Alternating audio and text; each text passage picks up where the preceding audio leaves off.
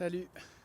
J'ai de la gratitude pour ces routes fabriquées dans la montagne à fleur de roche et dans le vide à moitié.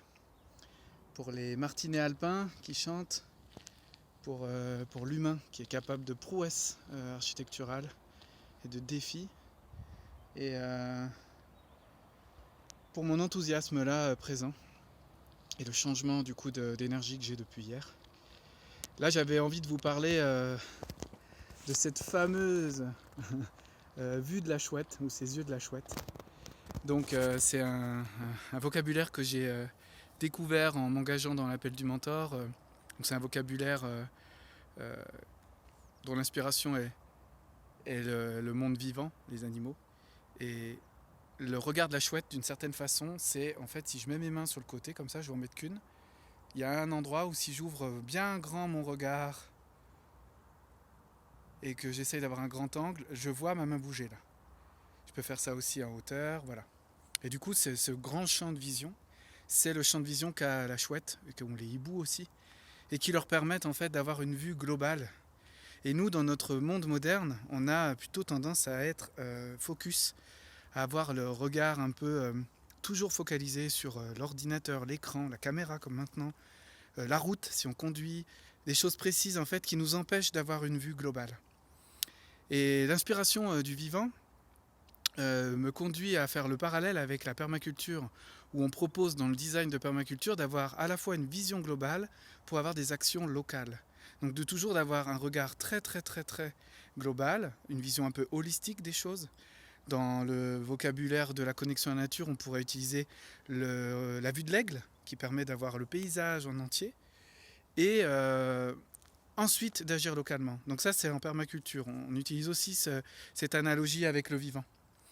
Et ce regard de la chouette, cette vue de la chouette ou cette vue de l'aigle, elle nous permet, quand on est un peu tout le temps le nez dans le guidon, d'ouvrir notre regard, d'avoir le réflexe d'ouvrir notre regard, et puis de reposer cette focale qui nous empêche en fait d'avoir une vision globale et du coup une vision claire des choses.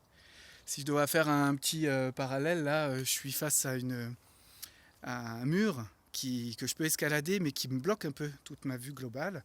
Et si je me retourne, là je peux avoir un regard de la chouette, voir une vue de l'aigle avec ce paysage derrière montagnard très ouvert qui me permet d'avoir une vue globale des choses. Je ne sais pas si vous avez déjà vu ça.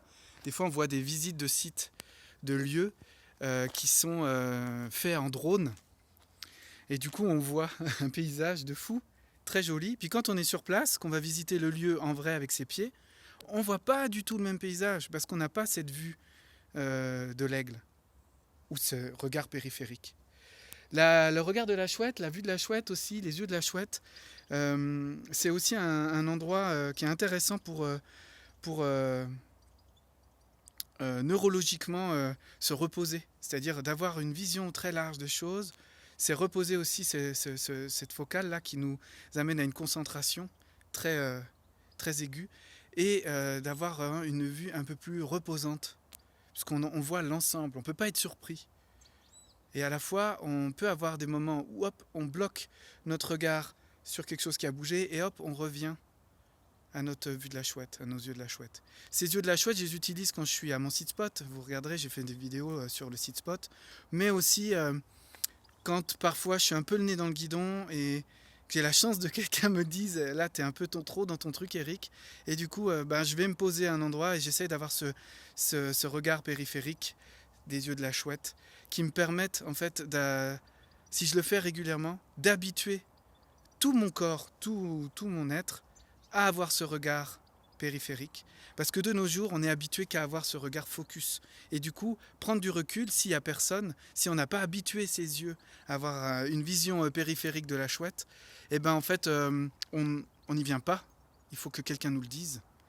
Donc, c'est un entraînement, c'est un muscle. Les yeux de la chouette, c'est un muscle à entraîner. Et moi, je vous invite à vous y entraîner chaque jour pour avoir de la vue sur tout le contexte de la vie dans lequel vous vous agitez, où vous vous actionnez, et aussi pour avoir une vue globale des choses et du coup vous reposer tout en prenant soin d'anticiper.